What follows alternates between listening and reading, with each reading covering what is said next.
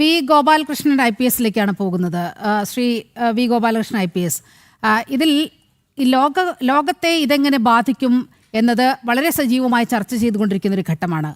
പൊതുവെ ഭാരതത്തെ സംബന്ധിച്ചിടത്തോളം നമ്മുടെ എണ്ണ ആവശ്യങ്ങൾക്കൊക്കെ ഇറാനെ നമ്മൾ ആശ്രയിക്കുന്ന ഒരു സ്ഥിതിയുണ്ട്, പശ്ചിമേഷ്യയെ ആശ്രയിക്കുന്ന സ്ഥിതിയുണ്ട്. ഈ സ്ഥിതി ഇങ്ങനെ തുടർന്നാൽ ഇത് നമ്മളെ എങ്ങനെയാണ് പ്രത്യക്ഷമായി തന്നെ ബാധിക്കാൻ പോകുന്നത്? ഈ പിന്നെ വന്ദേ മാതരം നീലിമ, ഇത് ഇന്ത്യ ഒന്നും വലുതായിട്ട് അഫക്റ്റ് ചെയ്യില്ല. കാര്യം നമ്മളെ ഇവിടുത്തെ എന്താ പറയുന്ന ഭരണാധികാരികൾ, ഡൽഹിയിലിരിക്കുന്ന ഭരണാധികാരികൾ ഇത് നേരത്തെ മുൻകൂട്ടി കണ്ടു. എനിക്ക് തോന്നുന്നൊരു 3 months മുമ്പ് ഇത് മുൻകൂട്ടി കണ്ട് നമ്മളതനുസരിച്ചുള്ള നീക്കങ്ങൾ നടത്തിയിട്ടുണ്ടായിരുന്നു. അഥവാ ഇങ്ങനെ ഒരു വാർ വന്നാൽ ഈ ഇറാൻ്റെ നിന്ന് നമ്മൾ വളരെ കുറച്ച് ഓയിൽ വാങ്ങുന്നുള്ളൂ, അങ്ങനെ ഒരുപാടൊന്നും വാങ്ങുന്നില്ല. ഇറാൻ, സൗദി, UAE ഈ 3 രാജ്യങ്ങളിൽ നിന്നുള്ള ഓയിൽ സപ്ലൈ കട്ടാവും. കാര്യം എന്ന് പറഞ്ഞാൽ ഹോർമിസ് വഴിയാണ്, ഹോർമിസ് സ്ട്രൈറ്റ് വഴിയാണ് ഇത് പോകേണ്ടത്. അപ്പോൾ അത് ഇറാൻ അവിടെ ഭീഷണിയാണ്. മിസൈല് മറ്റെടുത്തിട്ട് കഴിഞ്ഞാൽ കുഴപ്പമാണ്. അപ്പോൾ അതുകൊണ്ട് നമുക്ക് വേറെ മാർഗങ്ങളുണ്ട്. ഗയാന, പുതിയൊരു രാജ്യമുണ്ട് ഗയാന, ഭയങ്കര oil deposits. Nigeria, west Africa, പിന്നെ റഷ്യ, നമ്മുടെ സ്ഥിരം റഷ്യ. ഈ ഹോർമിസ് സ്ട്രൈറ്റിലൊന്നും പോകണ്ട, സൂയിസ് കനാലിൽ പോകണ്ട. വേറെ ഒരുപാട് പിന്നെ നോർത്തേൺ പസഫിക് റൂട്ട് എന്നൊക്കെ പറഞ്ഞ് വ്ളാഡിവോസ്റ്റോക്ക് എന്ന് ചെന്നൈയിൽ, വിഴിഞ്ഞം എന്ന് ചെന്നൈയിൽ, കൊച്ചിയിൽ നിന്ന് വ്ളാഡിവോസ്റ്റോക്കിലൊക്കെ. അപ്പോൾ ഇഷ്ടം പോലെ അവർ റഷ്യ വലിയൊരു നമ്മുടെ ഒരു വലിയ ഒരു രാജ്യമാണ്. ഓയിലും നമ്മൾ ഇമ്പോർട്ട് ചെയ്യുന്ന രാജ്യമാണ്. അപ്പോൾ ഇപ്പോൾ അമേരിക്കയ്ക്ക് അതിൽ ഉടക്കാനും പറ്റില്ല.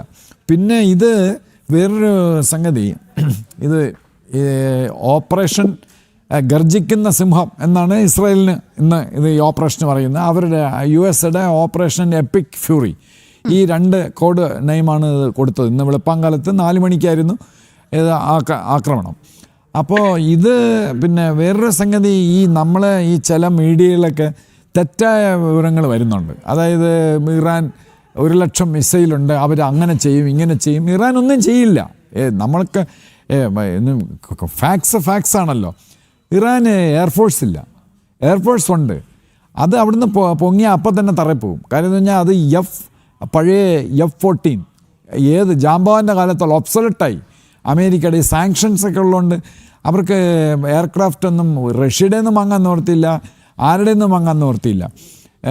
അപ്പോൾ റഷ്യയുടെ പഴയ MiG-29, Su-27 അങ്ങനത്തെ പഴയ ഒബ്സൊലറ്റായുള്ള എയർക്രാഫ്റ്റാണ്. അതൊക്കെ കൊണ്ട് ഇസ്രായേലിൻ്റെ കൂടെയും USA കൂടെയും വല്ല രക്ഷയുണ്ടാവും.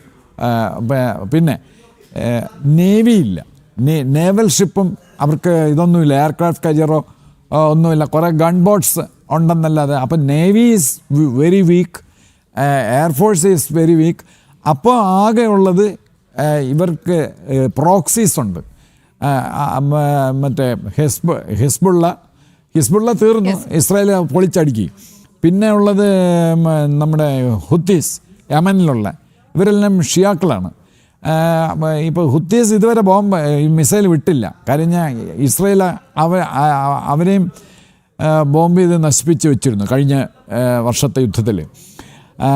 അപ്പോൾ ഈ ഒരു പ്രധാനപ്പെട്ട ഒരു സംഗതി നമ്മൾ ശ്രദ്ധിക്കേണ്ടത്, ഇത്രയും വെളുപ്പാങ്കാലത്ത് ഇസ്രായേലും USA കൂടെ ആക്രമിച്ചെങ്കിലും ഈ ഇറാൻ തിരിച്ചൊന്നും ചെയ്തിട്ടില്ല, ഇതുവരെ ഒന്നും ചെയ്തിട്ടില്ല.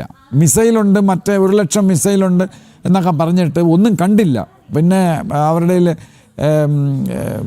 പിന്നെ സൂപ്പർസോണിക് മിസൈലുണ്ട്, മറ്റേ ക്രൂയിസ് മിസൈലുണ്ട് എന്നൊക്കെ ഭയങ്കര പബ്ലിസിറ്റി ആയിരുന്നു. അവർ തിരിച്ചടിച്ചിട്ടില്ല. പക്ഷേ ഈ യുദ്ധത്തിൽ ഇറാൻ സറണ്ടർ ചെയ്യുന്നതിന് മുമ്പ് ഒന്നീ ഖമേനി കൊല്ലപ്പെട്ടെങ്കിൽ ചിലപ്പോൾ വാർ ഉടനെ നിന്നിരിക്കും. മറ്റേ പെഷ്കാൻ പ്രസിഡന്റ് അങ്ങനെ വളരെ മര്യാദക്കാരൻ.